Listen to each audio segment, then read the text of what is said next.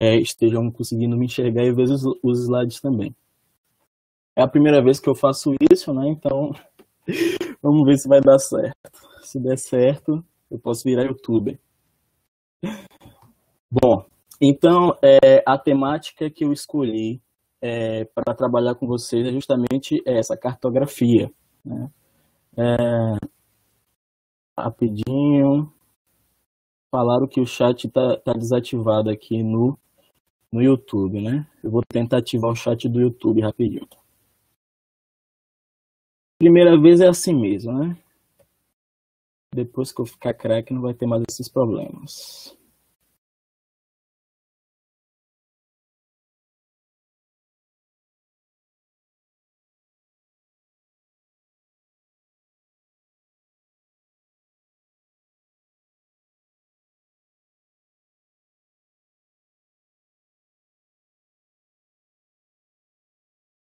Rapidinho. Só o YouTube dele aqui de novo.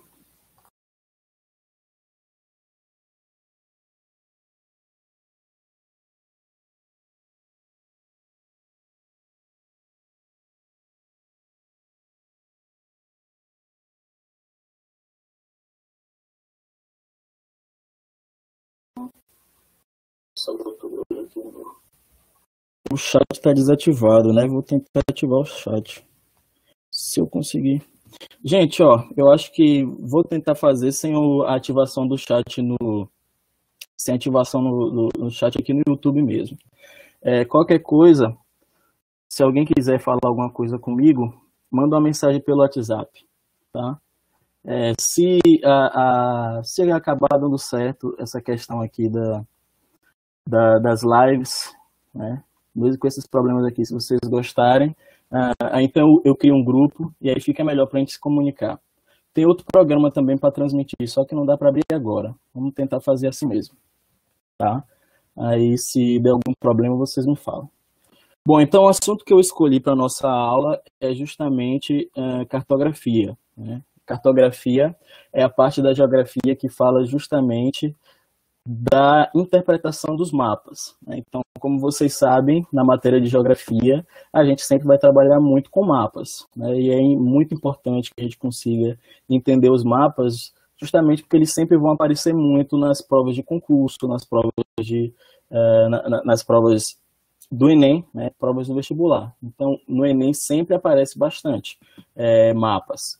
E a cartografia, ela vai além de apenas entender mapas, né? A cartografia, ela traz alguns conhecimentos básicos de orientação no espaço geográfico que é necessário que a gente consiga entender, né, que a gente aprenda. Então, por exemplo, nas minhas práticas como professor, eu já consegui perceber que as pessoas elas têm um pouco de problema em relação a saber se localizar no espaço geográfico, né? Então, saber o que é leste, saber o que é oeste, saber o que é sul e o que é norte. É um problema básico que a gente encontra bastante e é um conhecimento que as pessoas deveriam ter, né? Então, isso serve tanto para conhecimento geral quanto para conhecimento da escola mesmo. Bom, falaram que pelo YouTube tá bom. Então, vamos lá. Bom, então, gente, nos slides aqui eu preparei uns slides com o mínimo de texto possível, porque aí fica melhor para vocês acompanharem, né? Uma única definição que nós vamos falar aqui é justamente o que é cartografia, né? Então, a cartografia é a arte do levantamento, construção e edição de mapas. Então, a cartografia é a ciência que estuda a produção, tá? Ou seja, fazer mapas, e também a interpretação. Então, o cartógrafo é aquele que produz mapas, né? Então, para entender um mapa, você tem que saber alguns elementos principais que o compõem. Eu tenho certeza que alguma vez na vida de vocês já pegaram um mapa e não conseguiram interpretar. E isso vai ser entendido por duas formas. A primeira forma é porque é um mapa específico, é um mapa de uma área específica, e se você não tem conhecimento sobre aquela área, logicamente você não vai conseguir entender. Então, por exemplo, se você vê um mapa escrito, por exemplo, mapa geológico do estado da Bahia, Então, para a pessoa conseguir interpretar bem um mapa como esse, é necessário que ela seja geóloga, né? Então, uma pessoa leiga, uma pessoa que não é daquela área, ela não vai conseguir entender com 100% de propriedade, né? Obviamente, um geólogo que vê um mapa de geologia, ele vai entender muito bem. Mas existem alguns mapas que são bem simples, né? Eles são feitos para a maioria das pessoas entenderem, só que ainda assim há algum problema em as pessoas conseguirem entender esses mapas, justamente porque elas não têm um conhecimento básico do que é um mapa, de elementos básicos de um mapa. Então, quais são os principais elementos? Os principais elementos são esses aí que está aparecendo para vocês.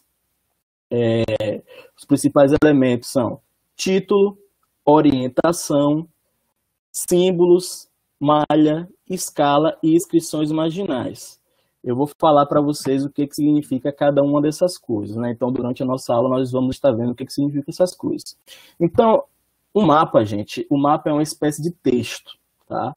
É um texto que vai trazer símbolos tanto escritos quanto símbolos imagéticos, né? Em forma de imagem, em forma de cores, em forma de linhas, em forma de polígonos, em forma de pontos também.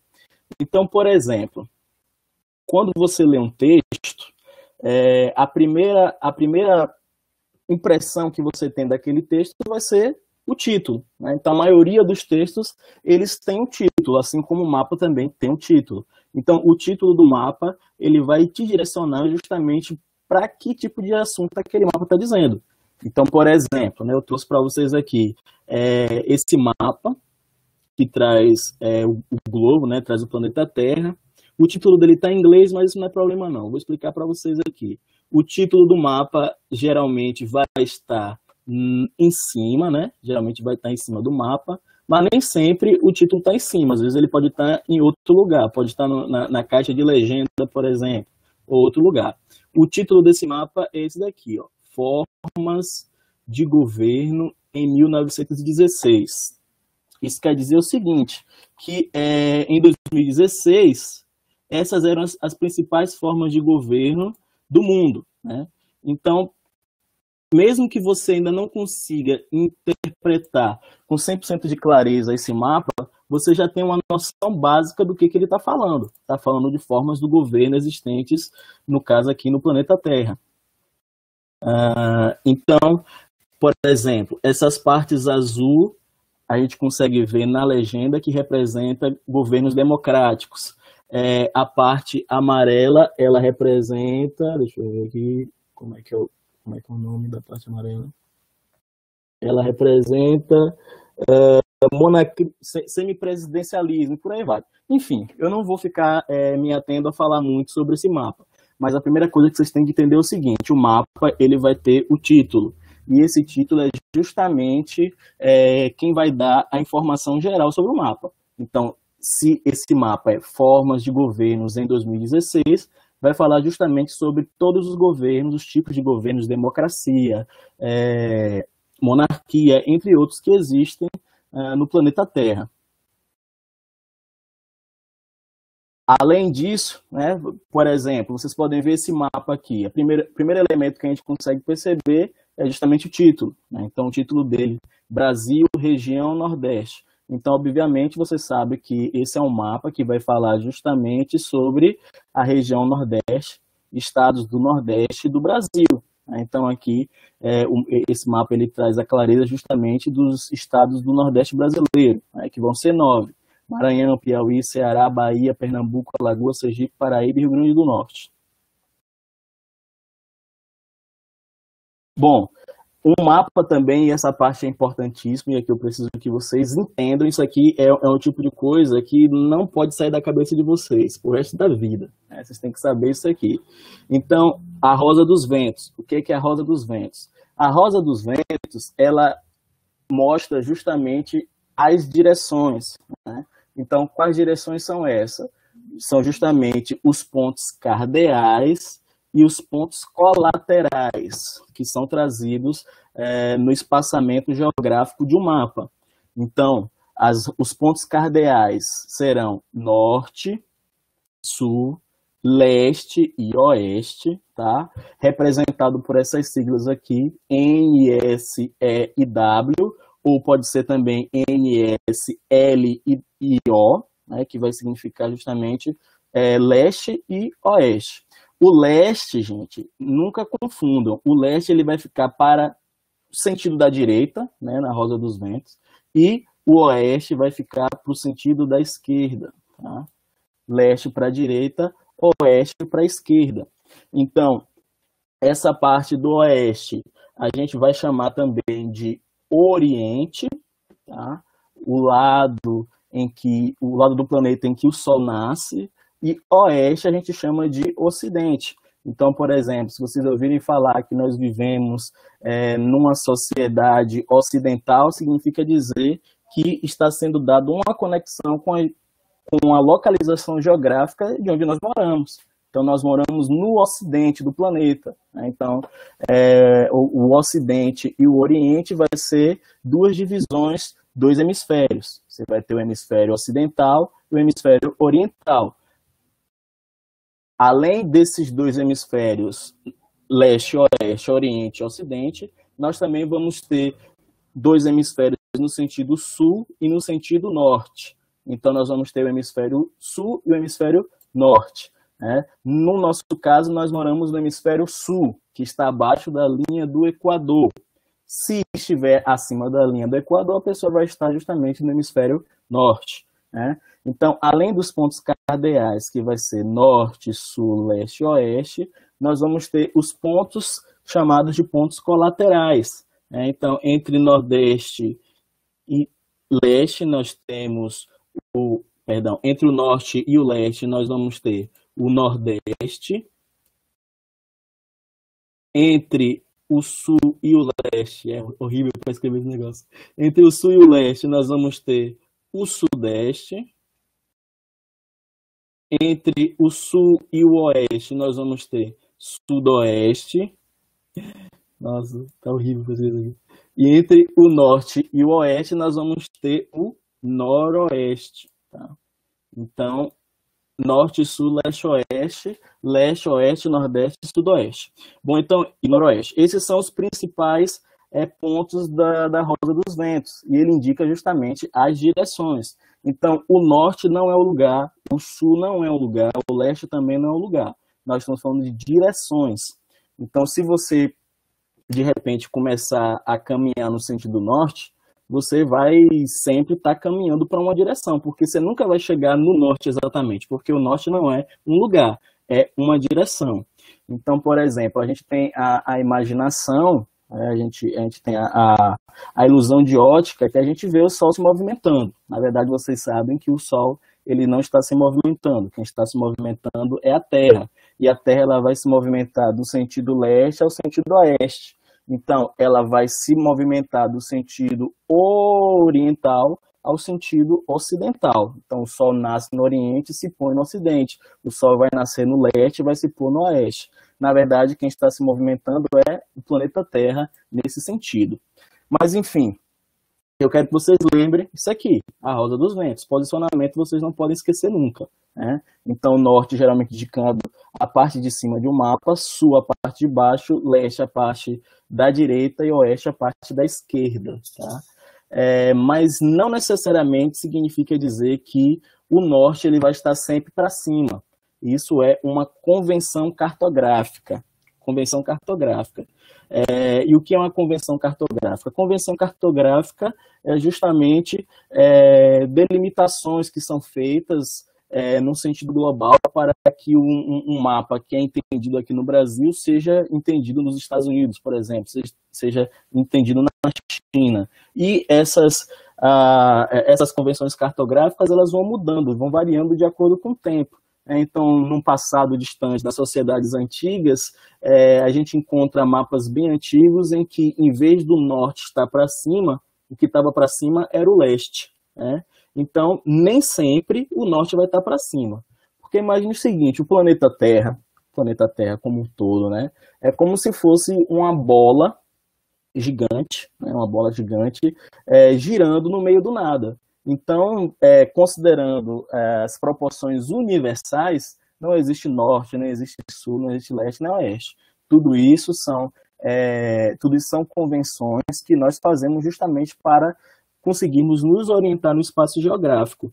E a maneira primitiva, né, desde dos primórdios da humanidade, que nós aprendemos a nos localizar no espaço geográfico é através da visualização de astros, né? Então, por exemplo, qual que é o maior astro que nós conseguimos enxergar aqui do planeta Terra? É o Sol, né? Justamente o Sol. Então, por isso que o Sol ele vai ser considerado pelas sociedades antigas como o mais importante dos astros, né? Então, vai nascer toda uma cultura midiática, mitológica, em cima dos astros, né? Então, tanto a questão das fases da Lua, quanto o posicionamento do Sol, das estrelas, constelações e por aí vai.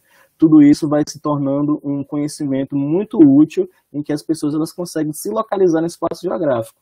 Então, por exemplo, aqui onde nós moramos no Hemisfério Sul, uma constelação que é vista à noite e que vai servir como referência para navegação, especialmente para navegação, é o Cruzeiro do Sul, né? E por aí vai. Então, o primeiro elemento da orientação, né, a orientação ela serve justamente para quê? Para nós nos orientarmos. E a palavra orientação vem justamente de Oriente. A palavra orientação vem de Oriente. E onde é o Oriente? Oriente é a direção onde o Sol nasce. O Sol nasce no Oriente, se põe no Ocidente. Então, observe como, inclusive, a nossa vida está diretamente ligada a esses fenômenos físicos e astronômicos. Bom, então, vamos ter também para a questão do posicionamento, da orientação, da localização no espaço geográfico através de mapas, os paralelos e os meridianos, né? Isso é conhecimento básico de geografia, eu tenho certeza que vocês já ouviram falar isso alguma vez.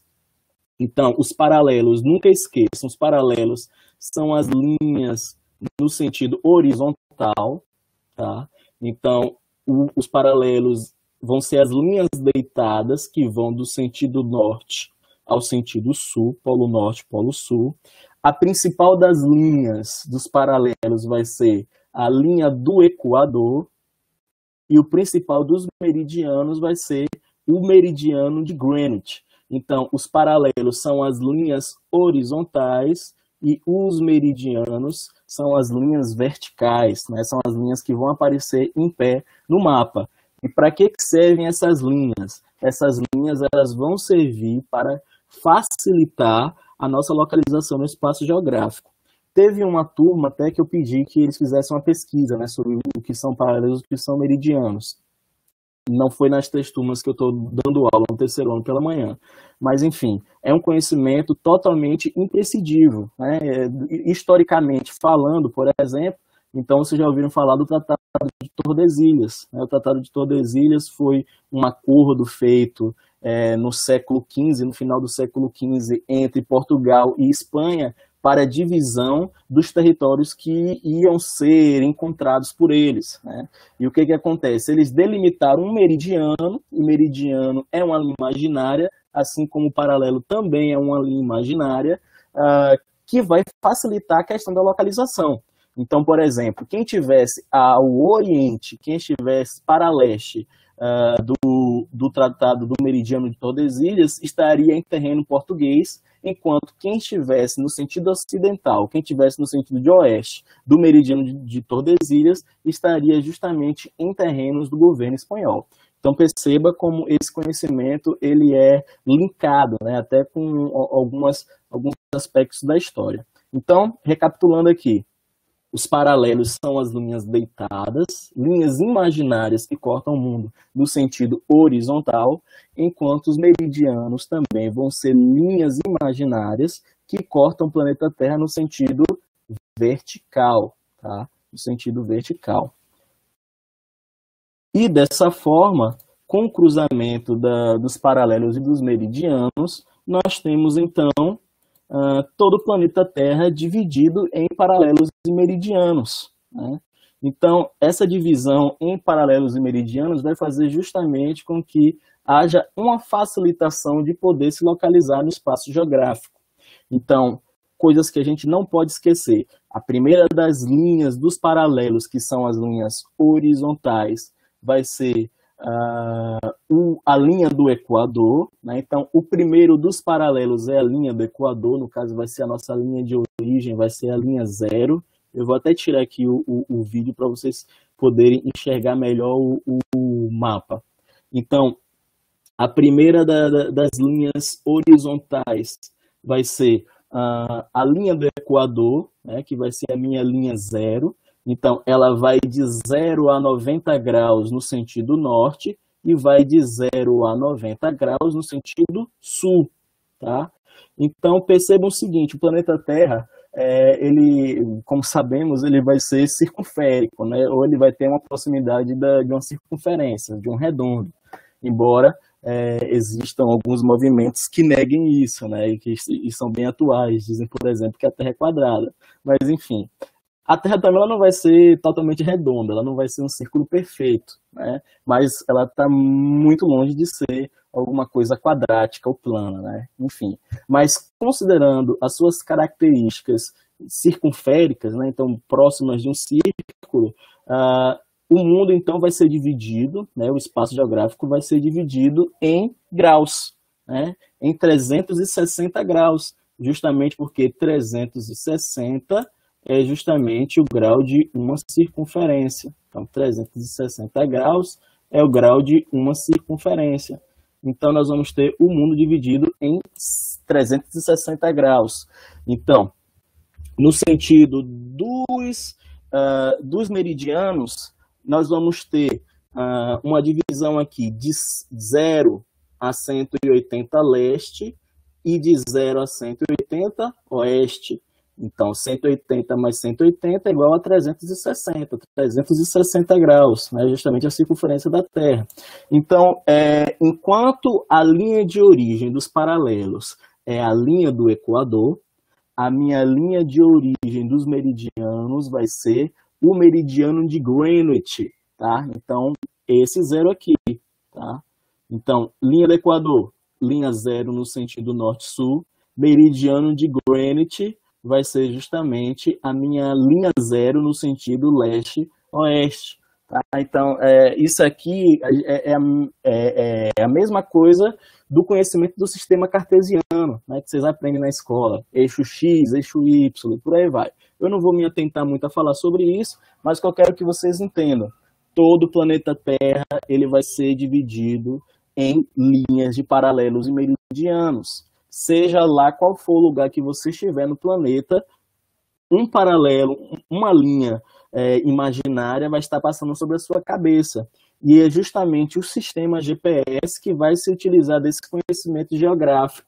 Né? Então, se você está na sua casa, você vai encontrar com algum amigo seu, algum amigo, alguma amiga, e você não sabe o local onde essa pessoa mora, ou você não sabe o local onde essa pessoa está, você pede: fulano, me manda a localização de onde você está, né? A localização pelo GPS do WhatsApp. Aí o que acontece? A pessoa te manda a localização e você bate em cima do lugar onde é que ela está. Então, como que o WhatsApp ele consegue saber exatamente o lugar onde a pessoa está? É justamente utilizando esse sistema GPS que vai ser baseado no sistema de paralelos e de meridianos, né, dessas linhas imaginárias que cortam todo o planeta Terra. Então, se você estiver aqui num lugar extremo, como a Antártica, né, ninguém mora na Antártica, você vai ter linhas paralelas e meridianas cortando aqui. Se você está no deserto do Saara, né, outro lugar extremo, você vai ter também paralelos e meridianos. Então, todo o planeta Terra, até as maiores extremidades dos oceanos, vai estar ligada a linhas horizontais e a linhas verticais, que vão ser paralelos e meridianos. Paralelos às linhas deitadas, as linhas horizontais, e meridiano a linhas em pé. Então, quando um paralelo ele se cruza com um meridiano, no meiozinho da intersecção, né? Na intersecção dessas duas linhas, vai surgir um ponto. E esse ponto é justamente uma coordenada geográfica. Tá? Então, novamente, para quem não conseguiu entender, coordenada geográfica vai ser o encontro de um paralelo, uma linha deitada, e um meridiano. Quando essas duas linhas imaginárias se cruzam, então nasce uma coordenada geográfica. Então é justamente com esse cruzamento de linhas que dá para saber exatamente o lugar em que uma pessoa está em relação ao planeta Terra, né? Já que todo o planeta Terra ele vai ser dividido em paralelos e meridianos. 0 a 180 no sentido leste, 0 a 180 no sentido oeste, 0 a 90 no sentido norte, 0 a 90 no sentido sul. Tá bom? Então vamos prosseguindo. Então, dos principais paralelos que nós aprendemos, né? Eu falei para vocês que o mundo vai ser todo cortado por paralelos meridianos. Mas tem algumas linhas que são mais importantes. Né? Importantes em que sentido? Importante no sentido de que elas vão ter alguma utilidade, né? Conhecê-las. Então, quais são as duas mais famosas? As duas mais famosas, que vocês sempre deverão lembrar, vai ser linha do Equador e meridiano de Greenwich. Linha do Equador divide o mundo em hemisfério norte e hemisfério sul. Meridiano de Greenwich divide o mundo em hemisfério oriental e hemisfério ocidental, ou em leste e oeste. Mas além dessas duas linhas, a linha do Equador vai ser o primeiro dos paralelos e o meridiano de Greenwich vai ser o primeiro dos meridianos. Eu tenho também os trópicos, né? Então, trópico de Câncer, trópico de Capricórnio, círculo polar ártico e círculo polar antártico. Então, o círculo polar ártico e o círculo polar antártico são justamente as linhas que delimitam, né, falando de uma maneira bem genérica, os polos da Terra, né? E os polos são justamente as extremidades do planeta, tá? Então, o círculo polar ártico, ele delimita o polo norte, e o círculo polar antártico, antiártico, inverso do ártico, ele delimita o polo sul, justamente onde fica a Antártica. Né? Levando em consideração aqui no meio as zonas tropicais, a minha primeira linha vai ser a linha do Equador, a linha 0. Acima, a 23 graus e meio para cima, eu tenho o trópico de Câncer, e a 23 graus e meio para baixo, eu tenho o trópico de Capricórnio. Então, olha que coisa interessante. Entre um trópico e o outro trópico, entre o trópico de Câncer e entre o trópico de Capricórnio, eu tenho, então, o que nós chamamos de zona tropical, né? Zona tropical ou zona intertropical. Então, a zona que fica entre trópicos, tá? Então agora você já sabe o que é a zona tropical. Se você não fazia ideia do que significava, é isso. Né? Já ouviu falar que o Brasil é um país tropical. Né? Por que o Brasil é um país tropical? Porque a maior parte do território brasileiro, vou tentar delimitar aqui, a maior parte do território brasileiro vai estar justamente em uma zona tropical, né? Entre a linha do Equador e o trópico de Capricórnio.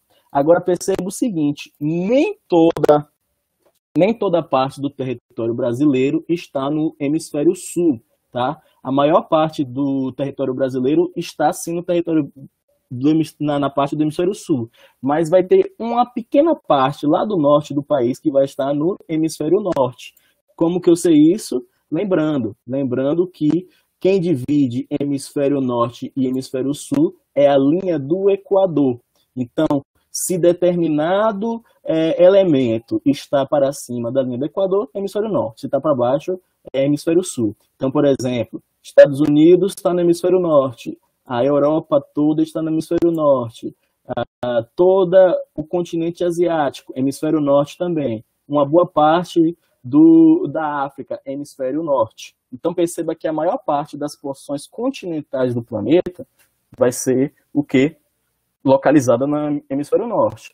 No hemisfério sul, nós vamos ter a maior parte do que nós chamamos de América do Sul, nós vamos ter uma metadezinha aqui da África, né? Quase metade, uns 40% do território africano está no hemisfério sul. E a Oceania, tá? A Oceania também fica no hemisfério sul.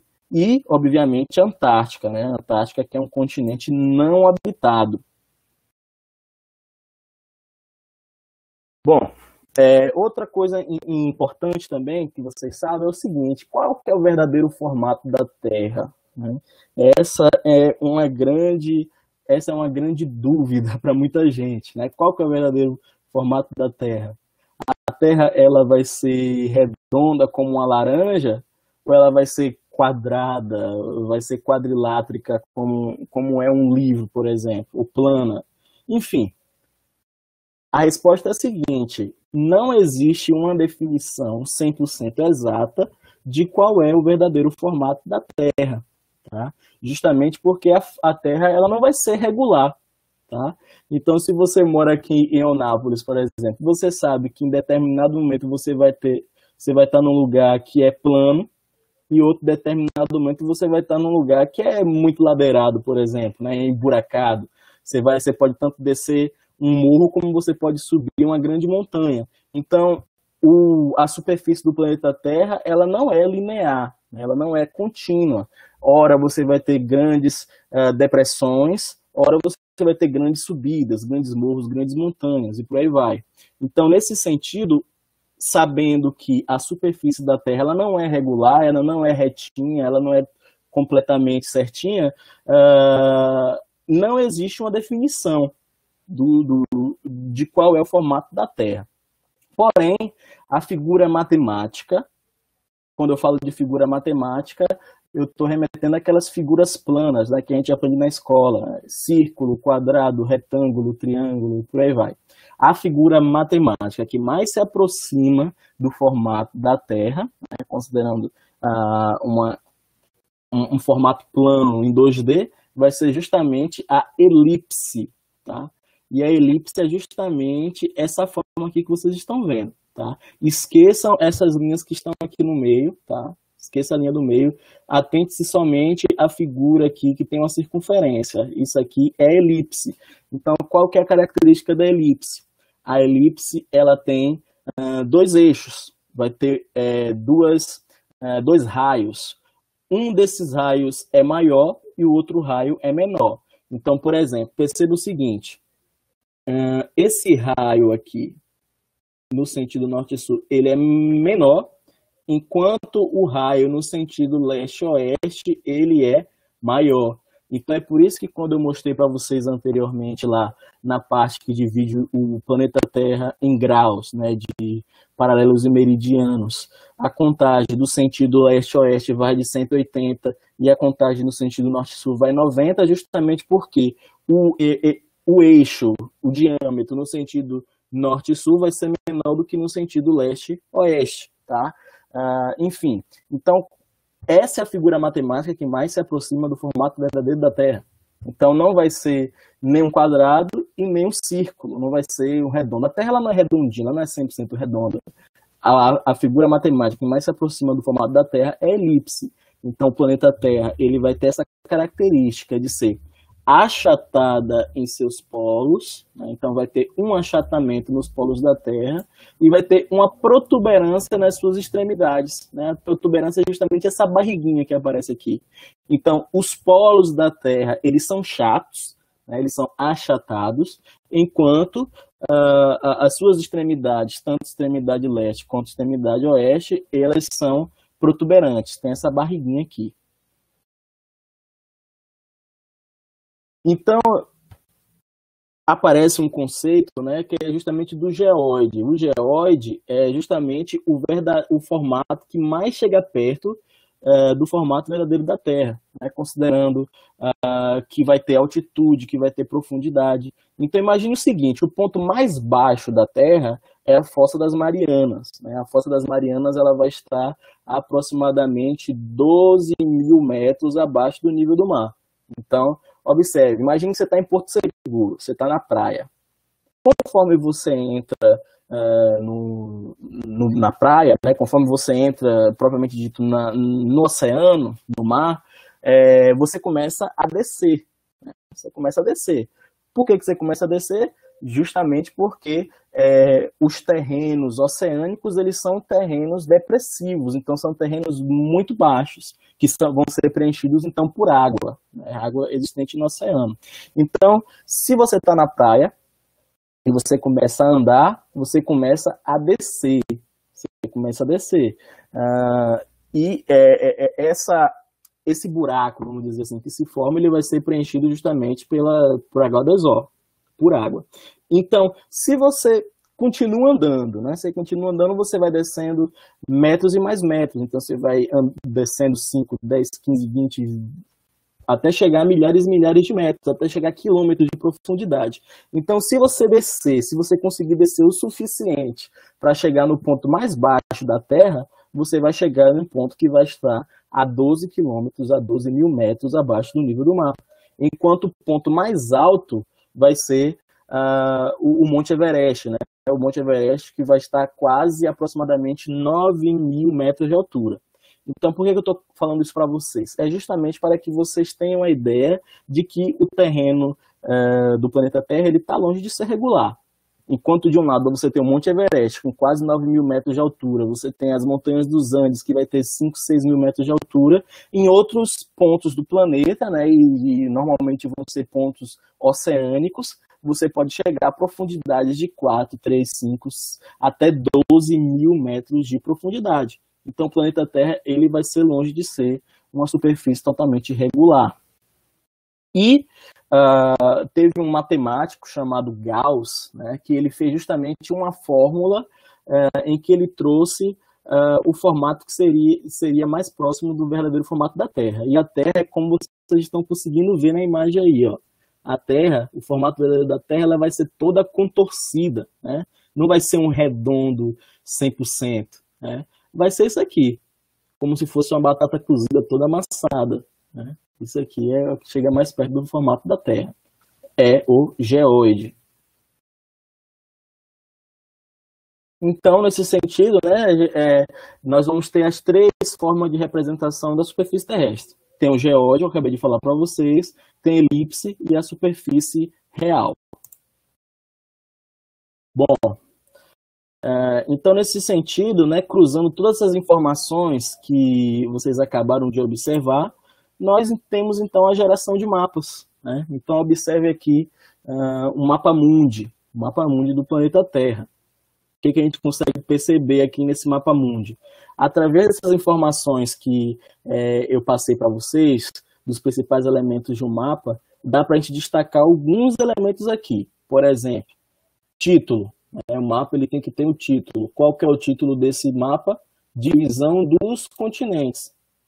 Então, a partir desse título, eu já sei exatamente do que o mapa está falando. Né? Esse mapa aqui está falando dos continentes que existem no planeta Terra. Então, aqui eu tenho o continente americano, estou em amarelo, o continente africano em verde, a Europa aqui nesse violeta, a Ásia no vermelho e a Oceania no marrom. Aí a Antártica também aqui no extremo sul. Enfim, então nós vamos ter 6 continentes que vão ser habitados, mas a Antártica, que é um lugar que não mora ninguém. Então, observem as linhas que eu falei para vocês. Nesse mapa aqui, ele não traz os meridianos. Os meridianos são as linhas verticais, justamente porque não é importante para ele, tá? Nem sempre o mapa ele vai trazer todos esses elementos que eu estou falando para você. Pode ser que falte no mapa um título, por exemplo, pode ser que falte até a Rosa dos Ventos, porque todo mapa ele vai ter uma finalidade, ele vai ter um fim para o qual ele foi escrito. Mas nesse mapa que eu estou mostrando para vocês aqui, eu posso ver também o que? A Rosa dos Ventos aqui. Então, Rosa dos Ventos mostrando justamente as direções norte, sul, leste, oeste. E outro elemento que a gente pode destacar nesse mapa aqui vai ser justamente que aparece esse nomezinho aqui, escala aproximada. Então vamos falar agora um pouquinho sobre o que é escala. Bom, a cartografia é a ciência que fala dos mapas, né? Fala tanto da produção de mapas quanto da sua interpretação. Então, nesse sentido, como que são fabricados os mapas? Imagine o seguinte, o mapa é uma realidade que foi reduzida.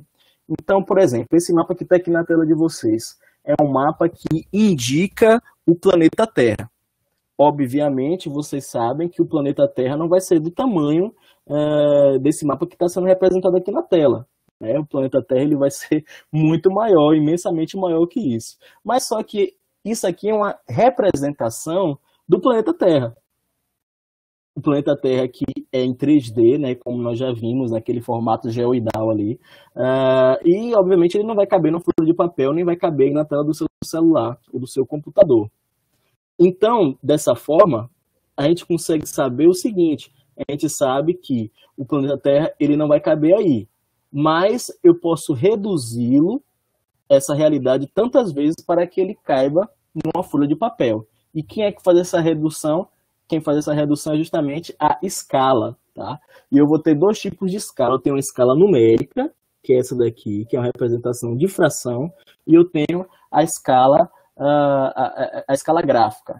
No vídeo de hoje eu não vou explicar exatamente para vocês a diferença de numérica e gráfica, porque isso não é importante nesse momento, agora, né? Mas é uma questão que sempre cai no Enem. Escala, né? Escala cartográfica. Mas o que eu quero que vocês entendam, ó, o que está aparecendo aqui é o seguinte: a escala aproximada desse mapa é de 1 para 250 milhões. 1 para 250 milhões, tá? Isso aqui é o mesmo dizer que o planeta Terra ele foi diminuído 250 milhões de vezes para poder caber nessa projeção que está sendo realizada. Tá? Então, não necessariamente a gente sabe que o planeta vai ser desse tamanho, ou o espaço que está sendo representado. Quando você vê um mapa de uma cidade, ele vai mostrar a escala, ele vai estar mostrando quantas vezes aquela realidade ela foi reduzida. Nesse caso aqui, a redução foi de 250 milhões de vezes. Tá? Talvez numa aula só sobre escala, a gente pode falar melhor sobre isso. Bom, então, como já estou aqui falando para vocês, a escala ela vai tratar justamente da redução dessa realidade. Tá? Vou avançar aqui um pouco os slides. Então, mais um mapa aqui, ó, só para a gente já interpretar, para a gente já conseguir perceber aqueles elementos que eu mostrei para vocês. Então, um mapa, ele vai ter um título. Então, qual que é o título desse mapa? Mapa de densidade demográfica do Brasil. Beleza. O que é densidade demográfica? Você tem que saber o que é densidade demográfica. A densidade demográfica é a concentração populacional em um determinado espaço. Né? Então, por exemplo, esse mapa ele está trazendo como que a população brasileira está concentrada no território brasileiro. Tá? E aí, nesse sentido, ele traz as seguintes informações que são apresentadas na legenda. Tá? A legenda vai ser outro ponto importante do mapa, justamente para que a gente consiga saber o que essas cores que estão sendo representadas no mapa, o que essas linhas que estão sendo representadas no mapa significam. Tá? Então, por exemplo, a legenda ela me diz que quanto mais forte for a cor, ou seja, vermelho, quanto mais próximo do vermelho essa cor for, vai ser um lugar onde eu tenho uma maior concentração de pessoas no Brasil. Quanto mais clara for a cor, no caso aqui as tonalidades de amarelo, né, amarelo mais claro, alaranjado, vai ser os locais do Brasil onde a concentração populacional é menor. Então, à primeira vista, o que é que eu já consigo saber aqui? Eu consigo saber que a região do Brasil onde está a maior concentração populacional é justamente essa daqui que eu estou desenhando. Então, considerando todo o território brasileiro, de aproximadamente 8 milhões e meio de quilômetros quadrados, eu sei que a maior parte da população brasileira vai estar concentrada nesse polígono que eu desenhei para vocês aqui. Olha que interessante. Então, a maior parte da população brasileira habita justamente as porções próximas do Oceano Atlântico. Né? Então, a maior parte da população brasileira está localizada no litoral. Enfim, então olha quantas informações um mapa ele pode lhe trazer sem dizer nenhuma palavra praticamente, né? Então eu estou trazendo para vocês aqui informações que são totalmente relevantes sem ler um grande texto, né? Então imagine quantas palavras no texto eu não teria que ler para obter essas informações que eu estou passando para vocês, de que a maior parte da população brasileira vive nas proximidades do litoral, que a região amazônica é a região que tem menos concentração populacional, né, onde tem menos concentração populacional. A região central do Brasil também é muito pouco populosa, mas a região mais populosa do Brasil vai ser justamente a região sudeste, especialmente localizada aqui no estado de São Paulo, né? Então, vocês podem ver aqui no mapa que é justamente a região onde a cor está mais forte. Então, indica que a concentração populacional é mais forte no estado de São Paulo, especialmente no Sudeste brasileiro. Então, obviamente, essa é uma informação que a gente consegue linkar com outras informações que a gente já sabe, né? Então, por exemplo, a gente sabe que, historicamente, a maneira como o Sudeste brasileiro e o Sul foi povoado é bem diferente da maneira como o Nordeste, como o Norte foi povoado, né? Isso são coisas óbvias. Eu não vou me atentar muito falando sobre isso. Mas outra característica que eu posso destacar aqui do mapa é justamente as linhas que eu mostrei para vocês, né? As linhas horizontais e as linhas verticais. Então, os paralelos, olha só eles aparecendo aqui, os paralelos e os meridianos, tá? Esse mapa aqui é um mapa de escala nacional, né? Então está mostrando o território brasileiro. Então as linhas deitadas, as linhas horizontais são os paralelos, as linhas em pés, as linhas verticais são os meridianos. Então, observe o seguinte, vocês não vão conseguir enxergar aí na tela de vocês, mas essa linha aqui, eu estou desenhando, é a linha do Equador, tá? A linha do Equador. Então, como eu falei para vocês, a linha do Equador é a linha paralela que divide o mundo em hemisfério norte e em hemisfério sul, né? A linha do Equador. Então, percebam que a linha do Equador, vou apagar aqui, ficou muito mais esse desenho, mas a linha do Equador, ela divide o Brasil também em duas partes, vamos dizer assim. Tem a parte norte e a parte sul. Então, nem todo o território do Brasil está no hemisfério sul, né? Tem aqui uma parte do Amazonas, do estado de Roraima e do estado de Amapá que está no hemisfério norte. Inclusive, nós temos uma capital que está no hemisfério norte, que é justamente a Boa Vista, capital de Roraima, né? A linha do Equador, inclusive, ela passa em cima da capital do Amapá, que é Macapá.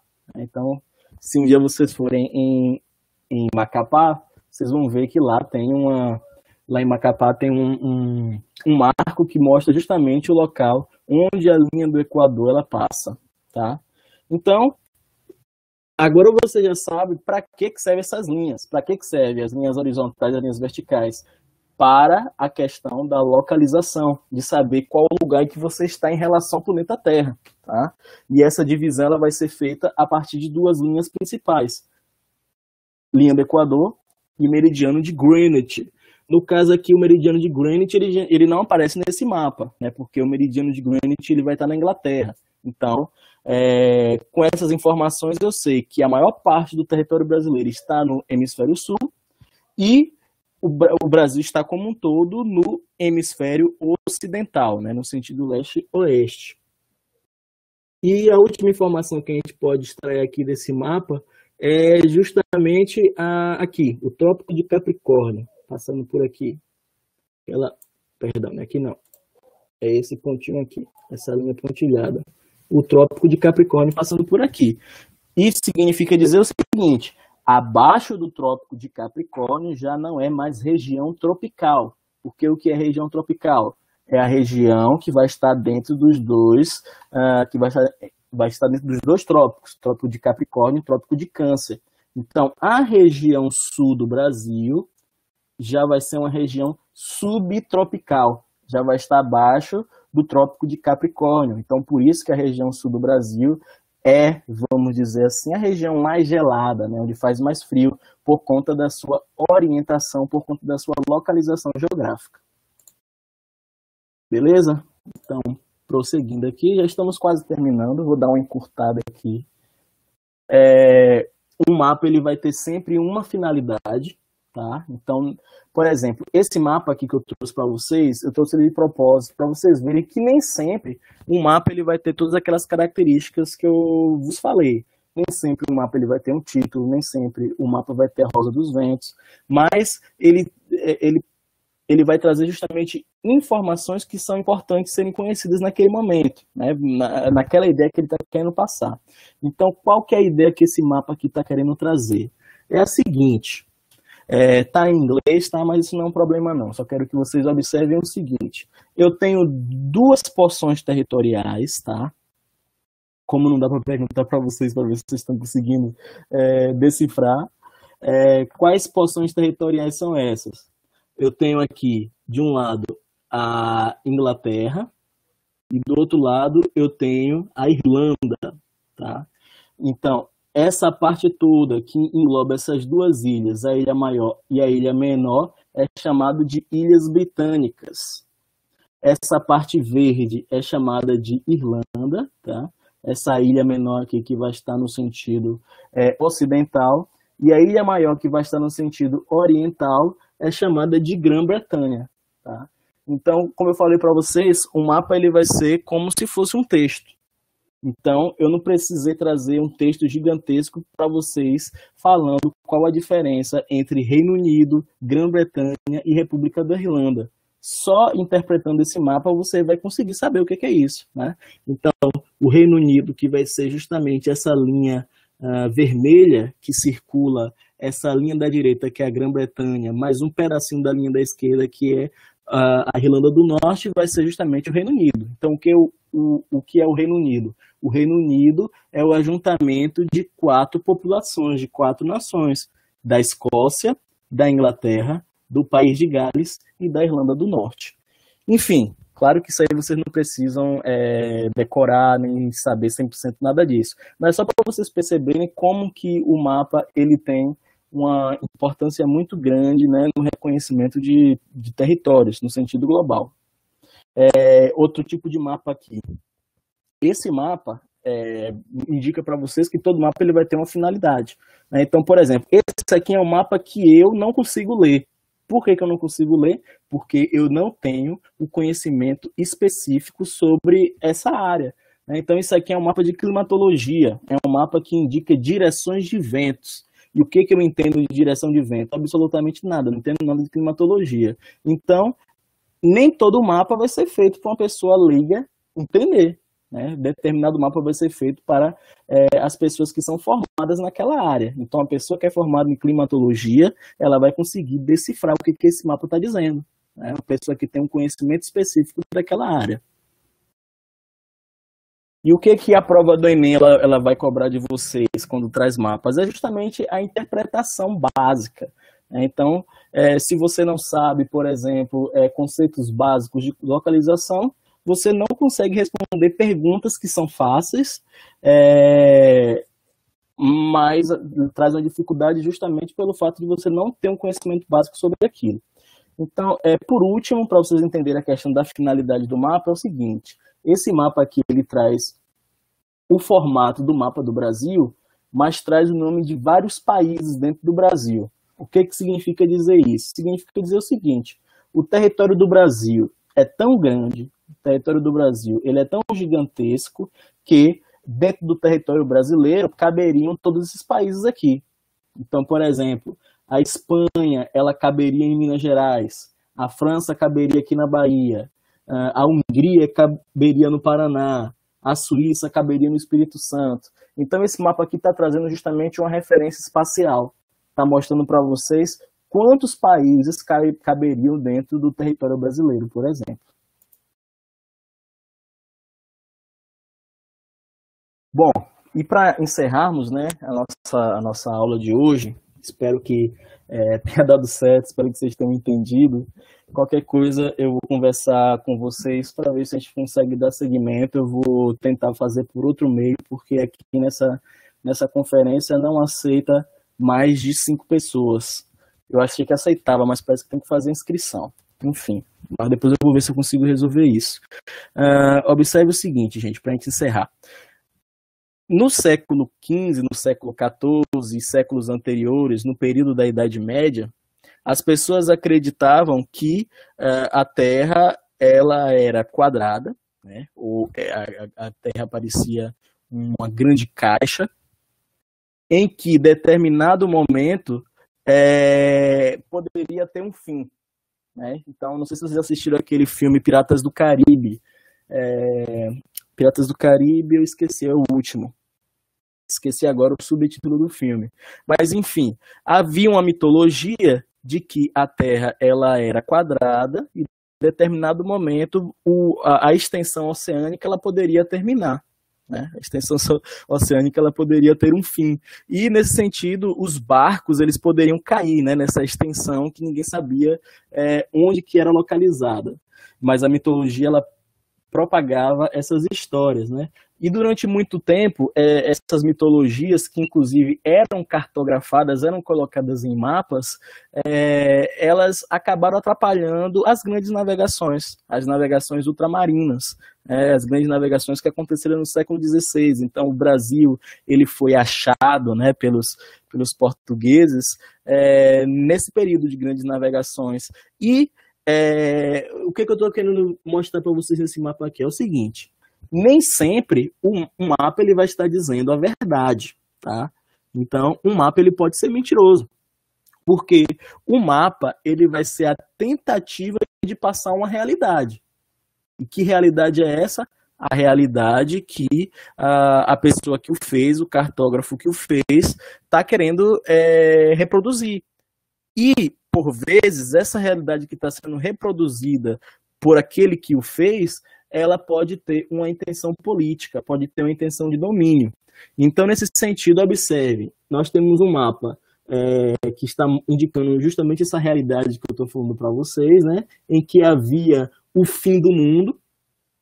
O fim do mundo, no caso, seria o lugar onde o oceano terminaria e os navios poderiam cair em grandes extremidades oceânicas que ninguém sabia onde acabava.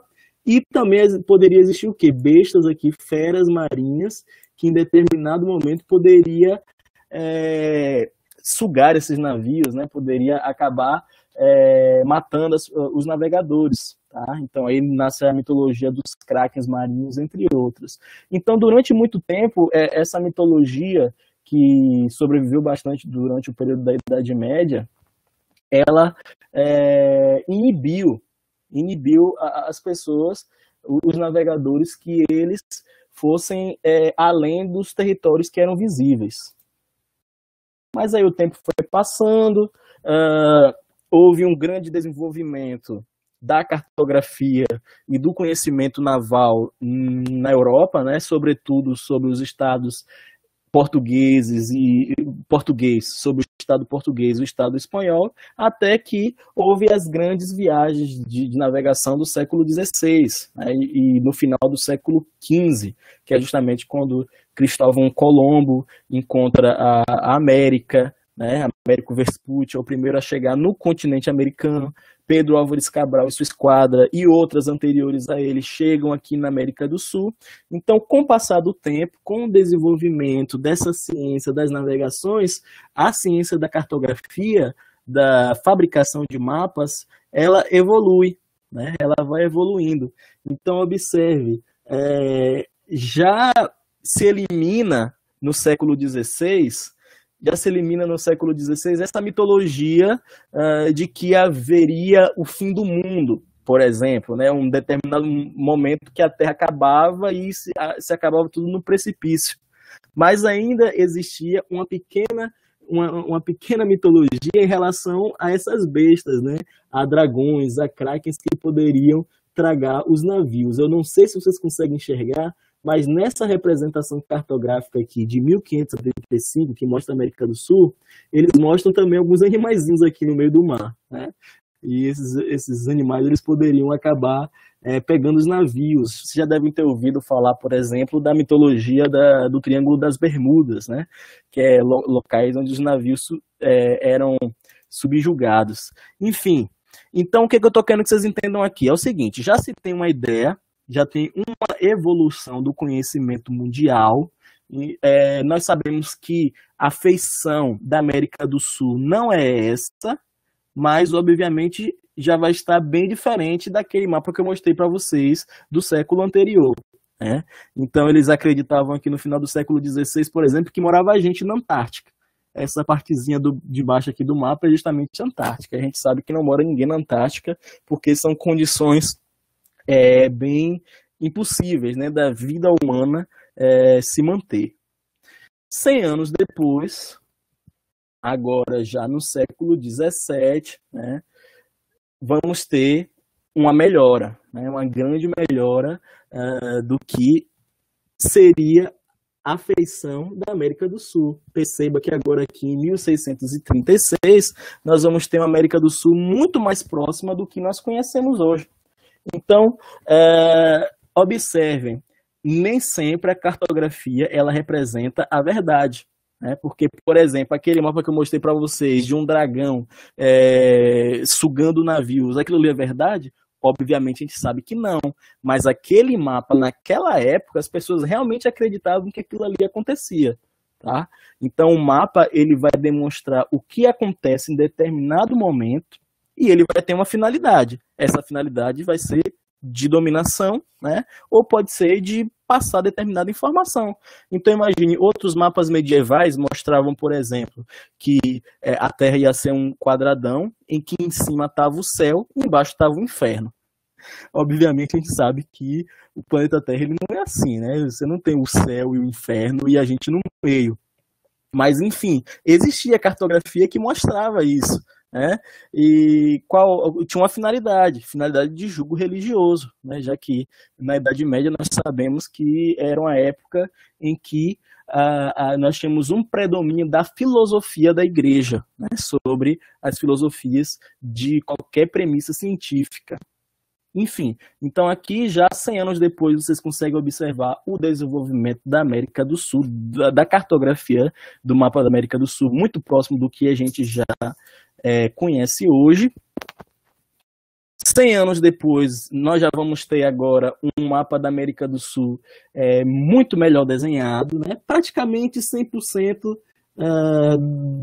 do que nós consideramos hoje. Não tem nenhuma expressão de mitologia, de craques, nem de dragões, nem de animais marinhos que tragariam navios. Né? Então, o que acontece? Todo o povoamento aqui da América do Sul já está bastante avançado nessa época. Né, os portugueses, os espanhóis, os holandeses e ingleses também já fizeram bastantes campanhas de exploração da América do Sul. Né, então, já se passaram 300 anos de exploração da América do Sul. Então, já se conhece bastante, né, sobre esse território. Já se conhece bastante sobre os Andes, características dos Andes. Já se conhece bastante características da bacia do Rio Amazonas, do Nordeste brasileiro, que foi o primeiro local a ser habitado por europeus aqui na América do Sul, e por aí vai.